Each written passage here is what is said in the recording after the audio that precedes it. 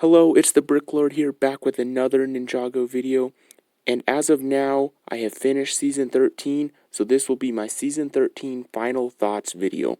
I will be giving you pros, I will be giving you cons, I'll be giving you just random thoughts, and I will be giving you thoughts about episodes, characters, and everything possible from Season 13. Overall, I am really happy with this season, and without further ado, let's get into my Season 13 final thoughts. First, I will start with the pros for Season 13. I must say, my first pro is the villain. The Skull Sorcerer was amazing. I loved his motives, and I liked how he acted. I liked the fight scenes with him, and I love his design. Overall, he is such a good villain, and one of the better villains we've got in recent memory, thankfully.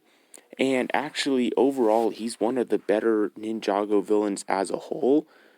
He is such a great character, and he made for a great addition to Season 13 overall. My next pro is that it was a Cole-focused season. Now that said, Cole is not my favorite ninja, but that does not take anything away from him or his character, and I love the earth element itself. But seeing as all the other ninja had focused seasons at this point, this was a welcome change, and Cole really pulled it off incredibly well.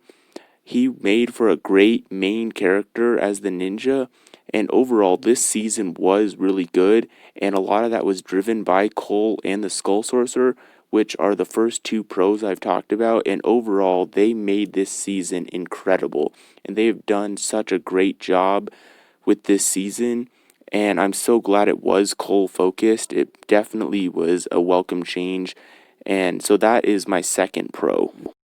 My third pro is Princess Vania. I thought she was a great side character, and she was so cute and adorable. She was just so amazing as a character. I loved her connection and spin with Cole and Master Wu. Overall, she was a great character, and I like how at the end of the season, Lloyd tells her that he was wrong for judging her, and overall, she made for such a good character, and it would not have been the same without her cute and adorable humor. My next pro is Cole's little side team division, especially the explorers themselves. I thought those were another set of amazing side characters.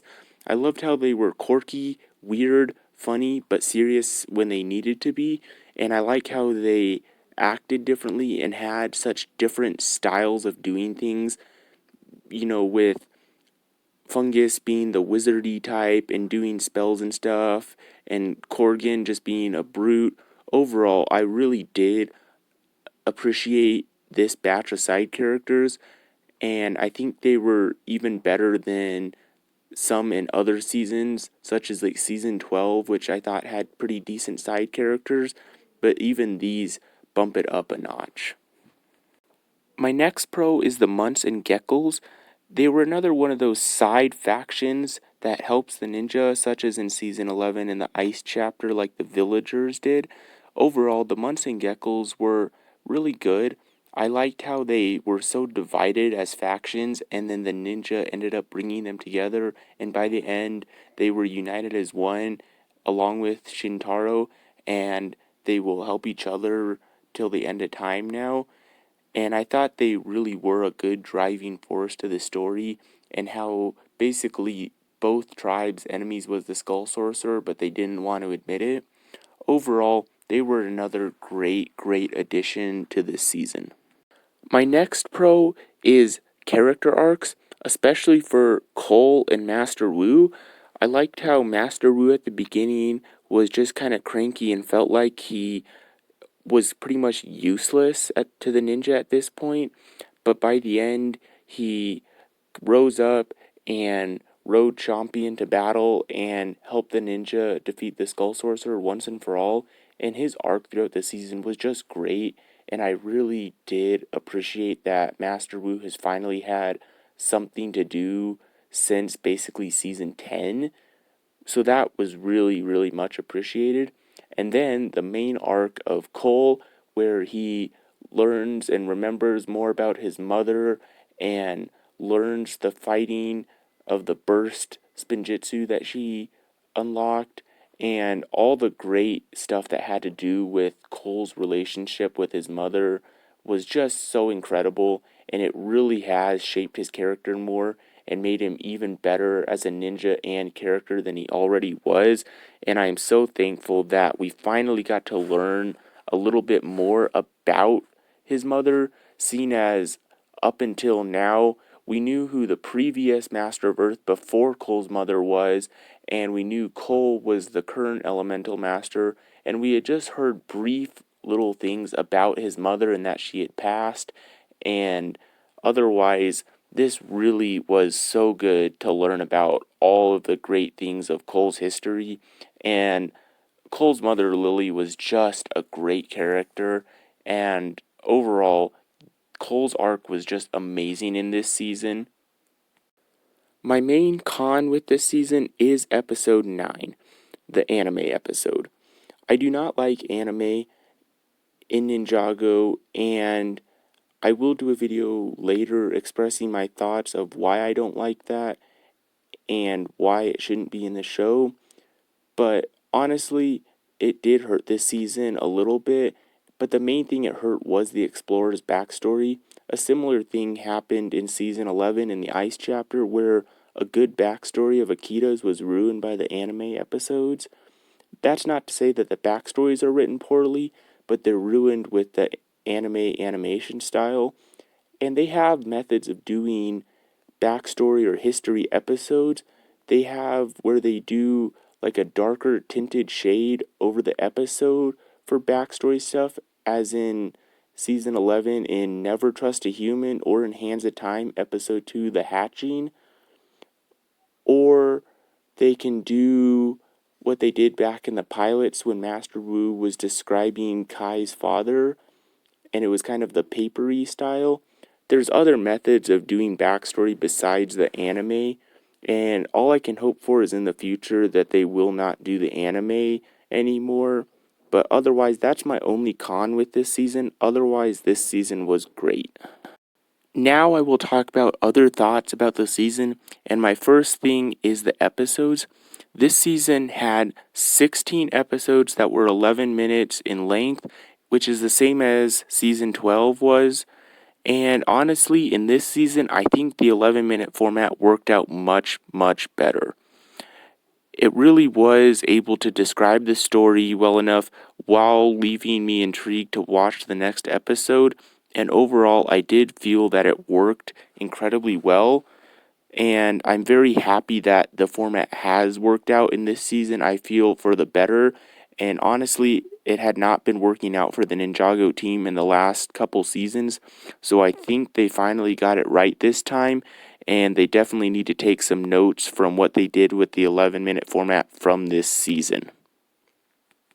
My next thought is on the finale, and I thought the finale was done incredibly well, especially with the 11-minute format. And the reason I say that is they built up the finale with the previous episode incredibly well. In the previous episode, they started with the ninja's capture and how Cole and the explorers were gonna rescue them, and they really built up the fight scenes with the Skull Sorcerer and started the action in the previous episode, so that then it carried over into the finale, which did not rush the finale and gave proper conclusion to everything. So I thought that they did that incredibly well, and I'm glad that they did not rush another finale. I mean, thinking on season 12, I did like season 12 and I did like the finale, but it was definitely rushed. So I'm glad in this season that they fixed that and did the finale correctly, and I'm thankful for that. My next side thought, and I touched on it a little bit when I talked about the Skull Sorcerer, is his motives. I really did like his motives and the reasons he was doing the things he was doing, and it was all for the wealth and praise of the city of Shintaro, and how basically he enslaved the Munson Geckos to mine for the Venge Stone so he can sell it to make money and build up the kingdom of Shintaro. And like he said, that all the people in Shintaro didn't realize that all their wealth and happiness was built off of slavery. I think that's just such an incredible story, and it hadn't been done in Ninjago before, really. And I think that they pulled off this story incredibly well, and it was a refreshing and welcome change. So I'm thankful for his story, and the motives were incredible. So that's another good thing from this season, and I really do appreciate that. And my last side thought that I really appreciated was the Spinjitzu burst. I really did like how they gave Cole a new power connected to his mother, and I did like how they really did a nice job with the animation of it and the powers of it and how it was connected to the earth element.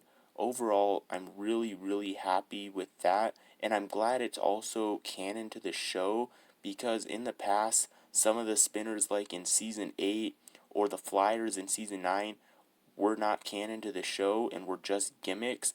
At least this was in the show, and that makes it that much better. But boy, the Spinjitzu Burst is really cool. So that is definitely another side thought that I really did like this, and I'm thankful for that. And that will now conclude my Season 13 final thoughts. As you can see, most of my final thoughts on this season were positive, and that is a great thing to say out loud now, seeing as a lot of the modern stuff has not been perfect and there have been some flaws.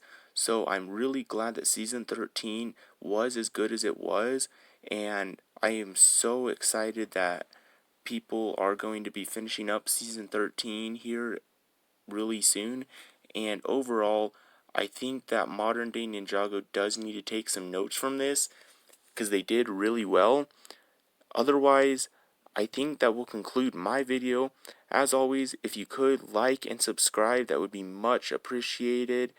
And otherwise, post any comments down below. I will read them and respond to them. And otherwise, I will see you in the next video.